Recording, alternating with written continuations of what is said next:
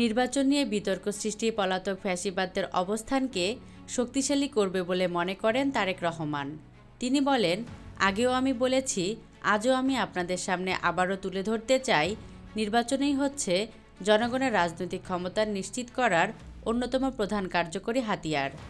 নির্বাচন অনুষ্ঠান নিয়ে বিতর্ক সৃষ্টি করার অর্থ নিজেদের অজান্তে পরাজিত পলাতক ফ্যাসিস্টদের অবস্থানকে শক্তিশালী করা। শনিবার রাজধানীর ইঞ্জিনিয়ার ইনস্টিটিউট প্রাঙ্গণে শিক্ষক সমাবেশে ভার্চুয়ালি যুক্ত হয়ে তারেক রহমান এসব কথা বলেন। তারেক রহমান বলেন, দেশের ছাত্র তরুণরা রাষ্ট্র রাজনীতি ও রাজনৈতিক ব্যবস্থার প্রতি আগ্রহী হয়ে পড়েছে। এটি অবশ্যই একটি ইতিবাচক দিক।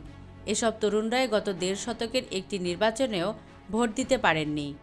গণতান্ত্রিক রাজনৈতিক অধিকার বঞ্চিত এসব তরুণদের কেউ যদি জনগণের অধিকার প্রতিষ্ঠার নতুন রাজনৈতিক দল গঠন করে, অবশ্যই বিএনপি সেই উদ্যোগকে স্বাগত জানায়। তবে কোনো প্রশ্নবিদ পথে নয়, পথটি হওয়া উচিত স্বচ্ছ এবং স্বাভাবিক।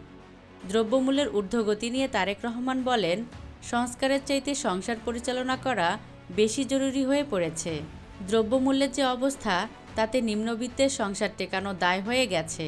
বাজার সিন্ডিকেটের কবল থেকে জনগণকে মুক্ত করা সম্ভব এই সরকারের কাছে, কিন্তু জনমনে প্রশ্ন উঠেছে, কেন বাজার নিয়ন্ত্রণ করে দ্রব্যমূল্য কমাতে পারছে না বর্তমান সরকার।